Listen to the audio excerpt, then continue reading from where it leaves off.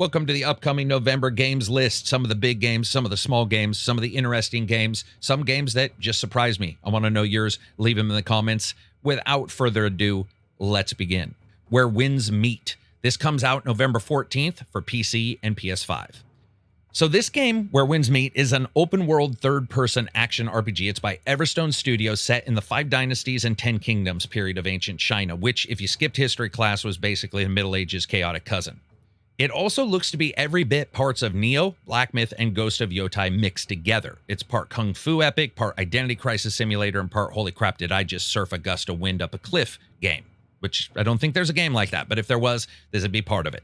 It also feels like the 9th game we've got in this style in the last year or so, but honestly, it looks good. The game's world's huge. We're talking 20 regions. They got hundreds of temples and cities and shrines and random villagers, and if Everstone's marketing is to be believed, consequences for a great deal of your actions in the game, which is a great deal different than what we've seen in a lot of these titles. For example, if you kill somebody, his brother might show up 10 hours later with a grudge. If you help a farmer, congrats, you're accidentally changing the rice economy. There's also a full day-night cycle, dynamic weather, and traversal that honestly looks really good.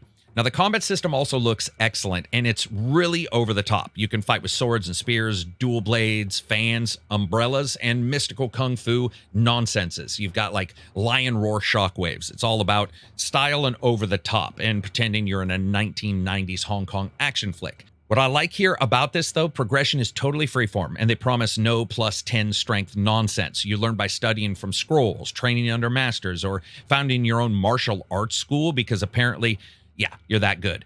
And there's also co-op. And there's PvP, there's duels, and guild stuff if you want to flex your kung fu online. Now, if you think to yourself, that's a lot, it absolutely is. But they've actually shown a great deal of this already. So it's not necessarily like it's something that they're just promising and we're not seeing. There are some promises, though, that we can't tell if they'll be met. Like the game's ambitious frickin' size. 150 hours of single-player content. That reminds me of the 500 hours that Dying Light 2 tried to sell us. We'll just have to see. But the idea that moral choices can actually matter in the game and some adjustments there, it could be awesome. The question is really whether Everstone can actually pull this off without turning it into a grind for Jade Coin Simulator, or if it just all feels very shallow. It does look like a conglomeration of many titles, but as you continue to watch it and go check out the trailers and see the footage here, it does look very cool, but goddamn is it promising a lot. We'll just have to see come November. But I think we can all admit, man, if you like these martial arts style games, the open world third-person action style titles, you're eating good. Another game about eating that's coming up is called Morsels. This is November 18th. It's planned for PC, PlayStation 5, Nintendo, Switch, and Xbox. So this one, Morsels is a top-down creature collector roguelike, where you start as a starving mouse in the underbelly of civilization, basically the sewers, then a sentient fatberg. Yes, this is a clump of sludge and trash and probably poop from your nightmares, blesses you with the power to shapeshift into morsels, which are basically grotesque little freaks with unique powers. From here, you claw your way up through the layers of filth, fight against an authoritarian cat regime that have apparently taken over the world, and at the same time, create and collect other creatures. What you've got here is basically a twin-stick shooter that collects all of these different parts into one. You collect new morsels during each run. Each one has its own attacks, ailments, and personal defects, and you can then swap them mid-fight. Usually you're juggling 3 at a time, flipping between them, depending on what fresh kind of hell the game's throwing at you. Everyone has their standard attack, a dodge, and a special ability, and those abilities range from practical to who approved this goddamn thing? Swapping forms isn't optional. It's the whole damned point of the game. You will die if you forget to switch forms into other morsels throughout the battles. Each run that you go on takes you through 4 main worlds, semi-procedural nightmares stitched together from all different chunks that the developers have created, and then it picks randomly and puts them together. You start in the sewers, and you work your way towards the surface, which again is ruled by cats that apparently read Orwell. Levels aren't fully random, which is good because pure RNG hell would probably kill you. Instead, the game actually just uses those procedural chunks. Speaking of chunky, the game's got a bit of a pixel art, is lumpy, saturated look, and it's a bit gross. The morsels themselves are sort of weird, garbage pail kid kinds of abominations, equal part Pokemon and body horror. But the idea of taking a game like this, putting some twin stick shooter in there, as well as a creature collector, I'm all for it. I like the look of this, and I love the story and the dichotomy between the rats and the cats. We'll just have to see if this one ends up nailing it or not. Check it out in November.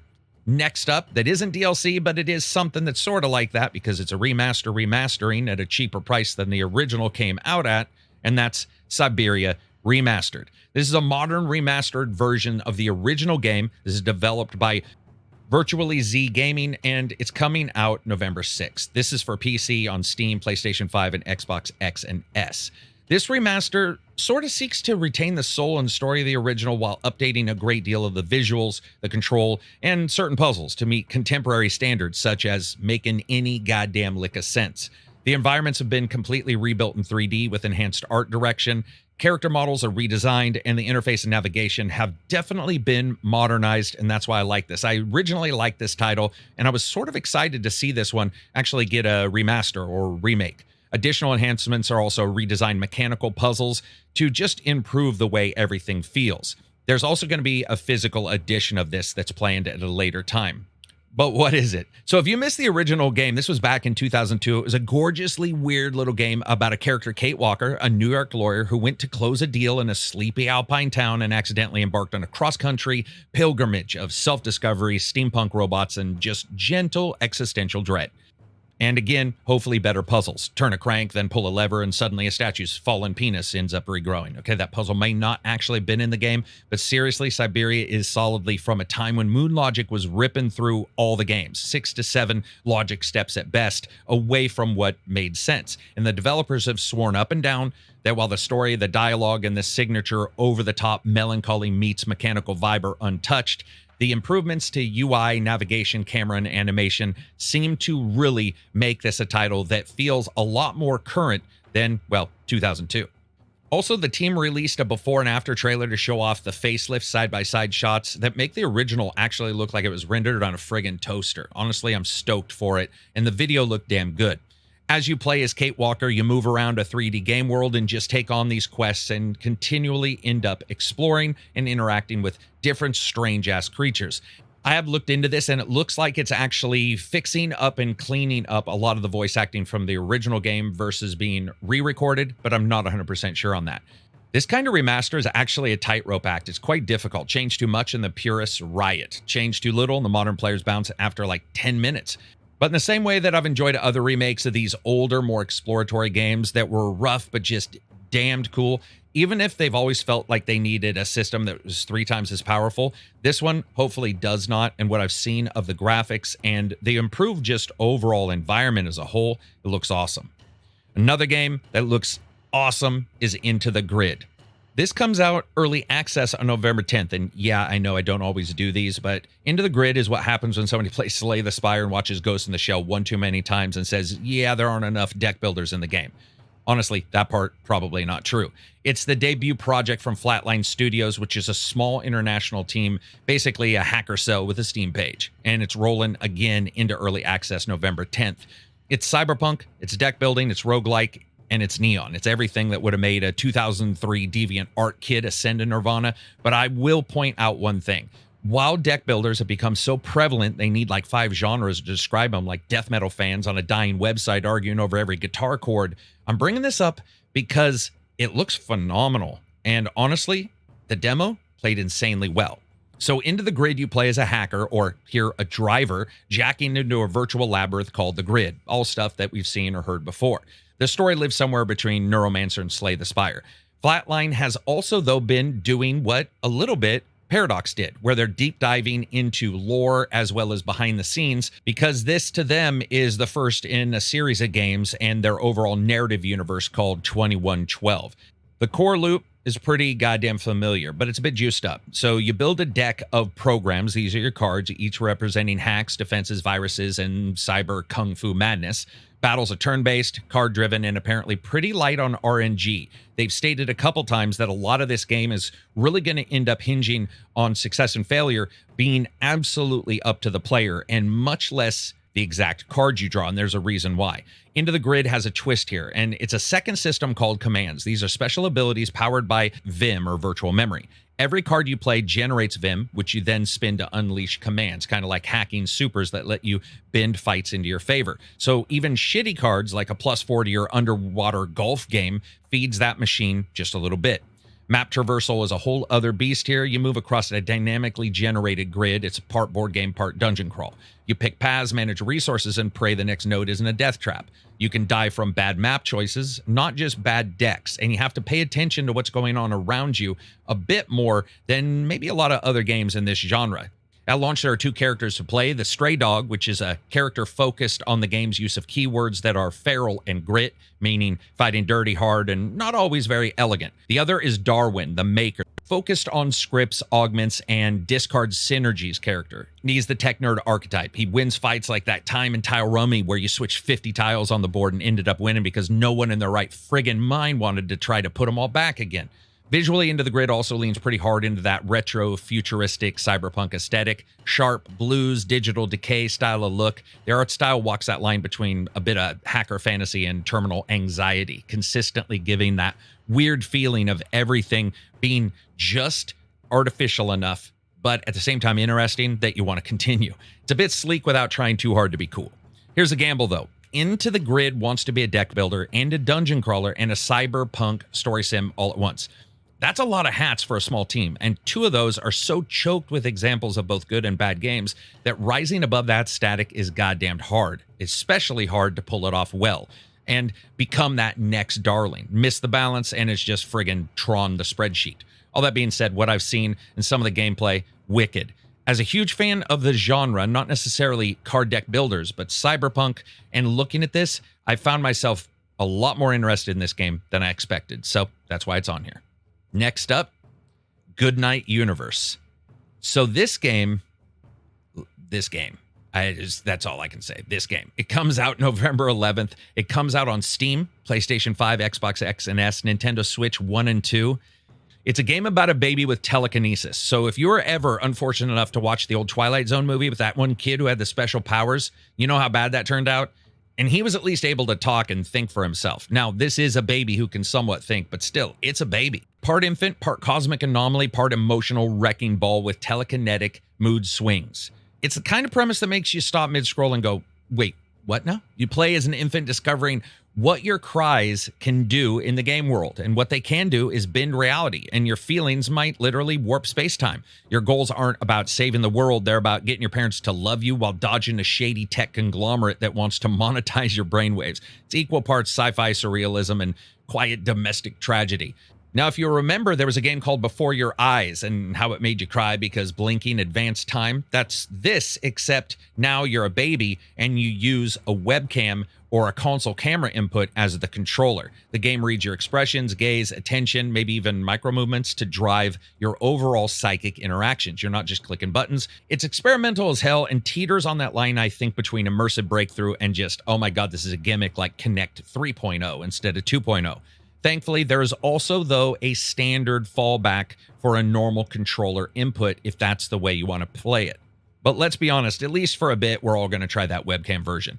Isaac's story unfolds in a not too distant future where you've got surveillance, corporate control, and weaponized empathy all being standard issue. You end up exploring the world slowly, tottering around, being picked up by family members, and trying to dodge what I would assume would be men in black trying to leap into your bedroom. And the entire time you're doing that, you're controlling the world around you with your face, which is just weird. Visually, the game looks really cool. It's got soft pastels, cozy domestic scenes, and just a slight weirdness to all the characters to keep it feeling a little bit off balance, which I'm fine with. Admittedly, I think some people may not like the look of this, but I like it. Games like this, even the controller version, could end up turning out to be one of those titles that just feels absolutely excellent. But if they have issues like the face tracking, having problems, or not being intuitive, it'll kill the immersion super fast. We'll just have to see. And there's also a question of just how much you can do as the baby, because you're not able to walk and talk, so you have to figure out how to interact, and maybe you'll be doing things like smiling to get them to pick you up so that you can move to another room. I like that idea, and I think these kind of games are experimental enough to keep me interested throughout their usually not incredibly long duration.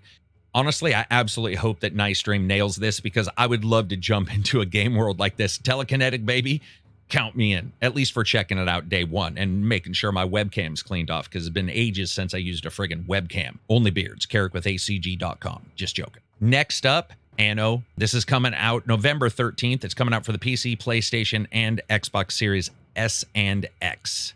So this is Ubisoft's attempt once again to make a city logistics game sexy. It's the 8th mainline Anno game. Yes, that many. You play as a Roman governor, which basically means you're the emperor's glorified HR rep, trying to keep citizens fed, taxes flowing, your populace from deciding that little Rome must burn, and trying to pave the top of everything.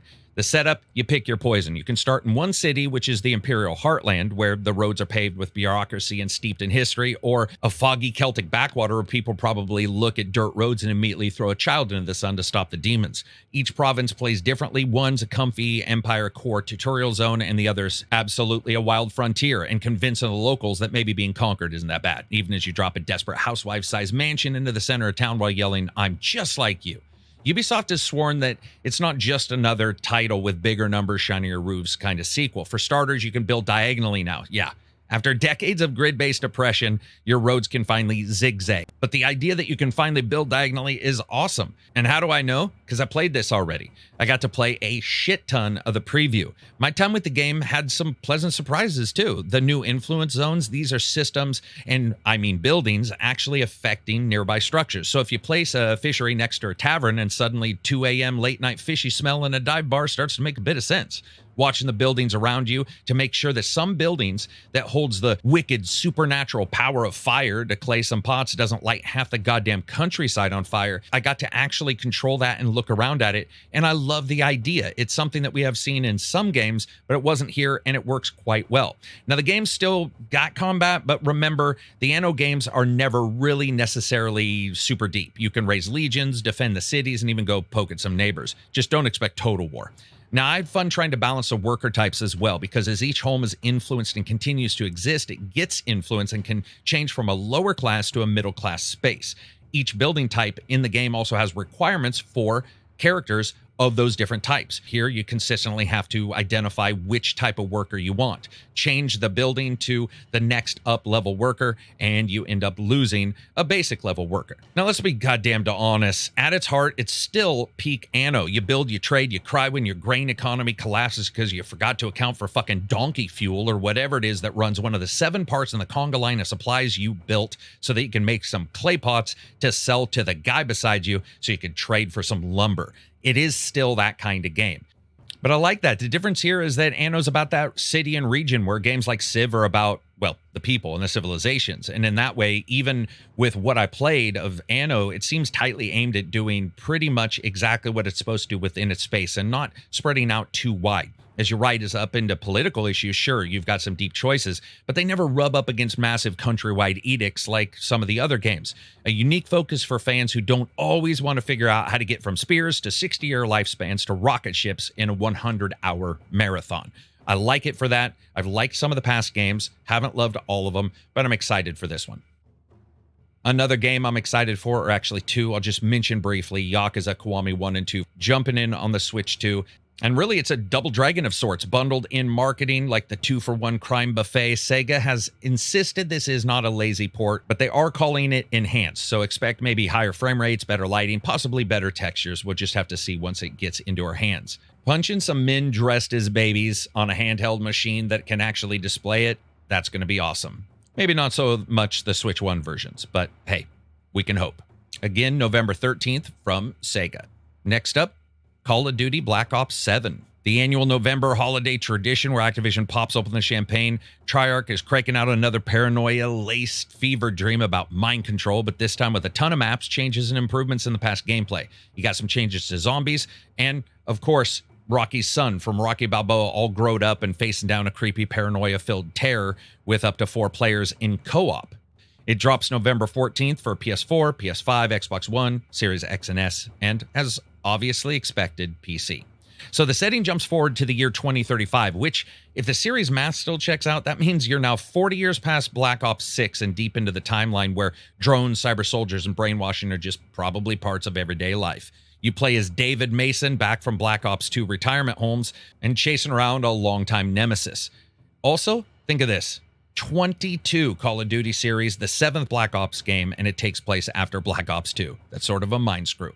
The campaign is pure Treyarch melodrama. You got 11 missions, cinematic gunfights, psychological weirdness, hallucinations, memory corruption, probably somebody yelling, "You're not in command here." The twist this time, though, is you can drag your friends into it. For the first time in a decade, Call of Duty's campaign's co-op, and this time it's 4 friggin' players. So when your buddy dies in a hallucination sequence, you can all collectively second guess if it's the same person when he respawns. What's interesting to me is the game unlocks something called in-game mode when you defeat the campaign, a 32-player shared world objective scenario.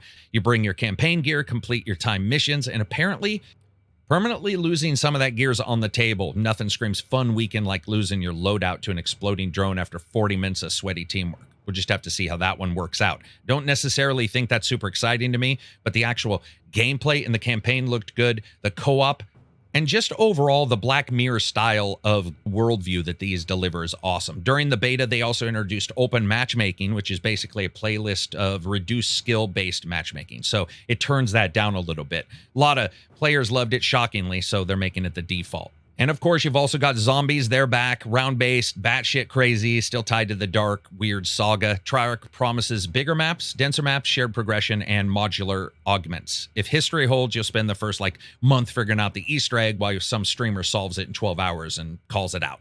All your progression, weapons, XP, battle pass, all that carries over from campaign multiplayer and zombies. So if you unlock a fancy camo, it's going to be there and available anywhere, as well as any XP you get anywhere. And in the same way that camos and so forth. On the tech side, hey, listen, it's the same engine. The trailer has actually looked pretty good. Dynamic lighting, some destructible cover, improved AI, and I like the new movement system. We'll just have to see. Now, Activision's also bragged about their Team Ricochet. This is their anti-cheat task force system that they've got, which is achieved like a 99% cheater-free matches in beta. That sounds impressive until you realize how percentages work. 1% of 4 million is still an entire city of hackers. But honestly, I'm impressed by what I saw of this. I'm interested to play it. Hey, I like my shooters. What can I say? There comes a time in everybody's life when they're looking at history, they're in class, or they're watching a documentary, and they say to themselves, yeah, I could have done better. Well, that could be talking about Europa Universalis games as a series or the history that they reflect. And that'll be up to you soon, because Europa Universalis 5 is coming out soon, and it's basically Paradox series that they say, what if history simulators treated traits, abilities, trade lines, and resources like effects needing ray tracing, adding so much to the already complex game that some of the preview video has looked like PowerPoint screens due to how much is going on behind the scenes. It's the 5th mainline entry in the studios. Let's see how many menus you can handle before your brain melts franchise. The game's been cooking up since around 2020. This was under the code Project Caesar, which sounds less like a game and more like a shadow op. November 4th for the launch date. PC only, because I don't think consoles can play this game. Europa Universalis opens in 1337. Yes, literally, leet. This is a month before the 100 Wars kicks off and runs until 1837, which is actually more current than I expected. Like the century-spanning kingdom simulators before it, you pick a nation, and the emergent narrative is whatever friggin' mess that you make of it. And I get it, these kind of games are not for everybody. It looks like one half history lesson, one half old Discovery Channel documentary from the early 2000s, but man, I do like diving into what it would be like waging war at the speed of dysentery, and this is the game. And while, yes, every single time they've made some changes, I think some of the changes here make even more sense, especially for the overarching, we want to rule the world kingdom simulators. Populations, or pops, are now fully simulated little dudes with needs and classes and religions and otherwise. Gone are the static provinces from the original games. Now you're managing millions of simulated little bastards who eat and pray and riot and screw and then violently untwist their mortal coil for you, either during battle or just because you didn't feed them. They die according to most of your probably bad policy choices. This is a title where you're going to be tracking your people, other people, their resources, your resources, enemies' resources, and their nations, other nations, their understanding of one another, how they get along, and consistently being in line with one hell of a grand strategy game. Paradox's design pitch is modular automation, though, which is going to help a lot. It sounds like a dystopian HR speak, but it's actually offloading entire systems, trade, exploration, even warfare to the AI if you want to. So if you want to focus on diplomacy while your underlings handle everything else, go for it. The point is flexibility, which is nice because Paradox fans have had that in varying levels of degrees, but also, unfortunately, you've had to use varying levels of patience and sleep to play one of these games. The economy has been overhauled as well. Instead of provinces just barfing out abstract goods, populations now consume, produce, and demand stuff like, well, actual people, with different ideologies battling it out. And now it also evolves dynamically as your nation grows. Estates are back with nobles and clergy and the peasants against them, each trying to strong arm you and, well, others, or at least find a space for their own lives within this grand kingdom. And you're trying to appease them consistently. Because of all this, of course, you're going to end up doing trade. You're going to end up doing your own economies. You're also going to do diplomacy, and then things are going to turn to war. Now, because combat in EU5 focuses on offering a likewise trackable system, I sort of liked what I've seen here. Supply lines, attrition, and logistics are actually mattering. Commanders have traits, and armies have social compositions, and wars can also have seasons. I mean, you actually feel the consequences if, like, you decide to invade Russia in winter. Don't. Trust me, just don't. Might as well invade Texas during Memorial Day. I like these kind of games. I can say that I've only got to the end a couple times that I've played these titles in the past because they are sprawling, they're massive, they're incredibly deep strategy games, but to me, that's the interest. They're really unlike almost anything else. Next up in November, something a bit more expected, SpongeBob SquarePants Titans of the Tide, November 18th, pretty much for everything other than the Switch 1. Titans of the Tide doesn't change things up a great deal from the prior title. It doesn't transform the gameplay radically, but it is a single-player platformer that they built from the bones of the other game, Cosmic Shake. Here, King Neptune and the Flying Dutchman are beefing, and their spat burps out ghostly mayhem all over Bikini Bottom. But of course, you got SpongeBob and Patrick. They show up, sporting matching BFF rings like a co-op marriage pack, and you swap between them instantly. Whoever you're not using hangs around as a spectral +1.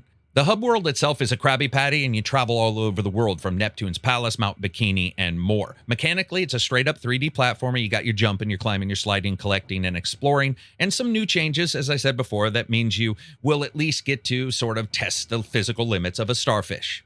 Yeah, I said it. Also, this was originally called Splash of the Titans. Man, that is an amazing name for a game. I wish they had stuck with it. Now, I found myself loving some of the more simple platformers that extend their play through sequels or change them up a bit, and I think I've played almost all of these that have come out. I'm looking forward to this one. I like the look of it. I do wish it had actually hit in October. I think the slightly spooky, ethereal madness that's going on in this game would have hit perfect for October. It's not. It's coming in November. I'm actually excited to check it out. Next up, Moonlighter 2, The Endless Vault for PC, PlayStation 5, and Xbox Series S and X. So to me, while everybody else was looking forward to Silksong, and if sales are in any indication, rightfully so, I was actually side-eyeing Moonlighter 2. Digital Sun is back, teamed up again with 11-Bit Studios to give Will, the plucky merchant-turned-monster slayer from the first Moonlighter, a revamp, complete with dimensional collapse, sentient relics, and some epic loot. When we last saw the character, he was balancing the humble life of selling rusty swords with the less humble life of stabbing things for profit. The Endless Vault picks up after the multiverse equivalent of a store fire sale. His home dimension is gone, evaporated. And now he's stuck in a new town that literally got smushed together with bits of broken realities. So yeah, imagine Dark Souls meets Etsy. And your main character's goal, as well as yours, is to basically rebuild, reopen, and get the hell home. So instead of filling out insurance forms, you're diving into procedurally twisted vaults full of monsters and relics. It may or may not whisper your name. Every run into the vaults feeds the shop, which feeds the town, which feeds your desire to maybe not die poor and alone in a pocket dimension. The good day-night rhythm is back, but it's on steroids this time. By night, you're spelunking through cursed biomes, you're turning demons into inventory. By day, you're a small business owner, running the most stressful antique shop in history. Then back to night, terrassing back into one of the dungeons, diving in, trying to collect some relics and get back out. Relics each have weird magical properties that react to how you organize your backpack. And I just love these ideas. You've got some different stacks that maybe make you hit more, maybe make you explode. Inventory management is now part puzzle, part combo preparation, part retail. It's a weirdly brilliant idea on their part, and it turns the act of sorting your bag into something that just makes a bit more sense than all these other titles we played, where sorting the bag really doesn't do very much. It reminds me of Dredge or, well, a lot of shooters, but this time, just the idea of putting those together for combos sort of lights my fire. Combat's gotten the 3D treatment here as well, which means better movement, smoother combos, and more room to just accidentally roll off a ledge like a champ. The early access version promises 3 different locations, 4 weapons, 120 relics, I think, and a ton of gameplay if you want to dive in. Again, I don't like to cover early access games a lot of times, but this one looked phenomenal to me. What's phenomenal is we got through 30 minutes and I still have like 9 more. So what I'm going to do is I'm going to drop some friggin' honorable mentions here. Kirby Air Riders, that comes out in November. It's got 12 riders. And remember, the Kirby games are the ones where the actual forward acceleration is done for you, and it's all about how you control, how you move around in a racing game. They've got 16-player online matches, 8-player local matches. I'm a little bit wondering how the Switch 2 is going to handle that much going on screen. We'll just have to see. I love the look of this. I'm not the biggest Nintendo-style graphics fan. It just has to hit me. And weirdly, where Mario Kart didn't, this one is. Visually, Air Riders looks really clean. It's got some nice cell shading, floaty particle effects, and just a lot of what I think sort of appeals to me personally. Finally, we're also not trapped on hardware older than friggin' MySpace. And honestly, in many ways, the original game worked because it shouldn't have. It was weirdly minimalistic, odd, and for the people who enjoyed it and understood it, it was fun as hell.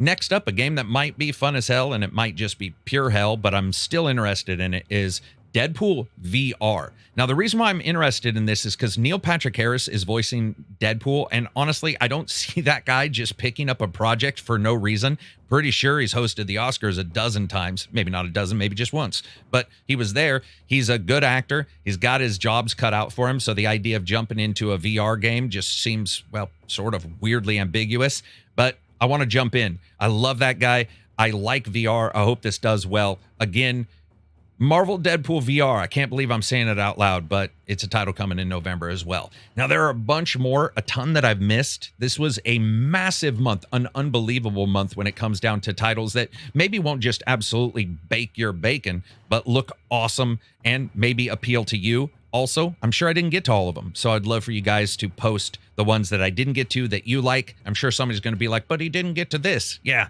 That's true, because this video is not called all the friggin' games in November. It'd be over 1,000 titles long, especially if I included a lot of the questionable titles that Steam and itch forgot to defend. Anyway, that's it for me. If you guys like these videos, give it a thumbs up. I would love for you to do so. Hey, come out, check out the Patreon and the Discord. Bunch of people are joining every single day. It's an amazing place. We stream games. We have 20, 30 people in there at any one time. We're streaming video games. Some people are doing role-playing on the side. It's also an amazing place to just talk with your friends and hang out, and I'm there pretty much all the time, discussing inside baseball, leaks, rumors, stories, covering what games I'm going to discuss in the next coming months. And it's a place for you to feedback on if you want some particular questions or topics covered in the podcast. Peace out and enjoy the rest of your week.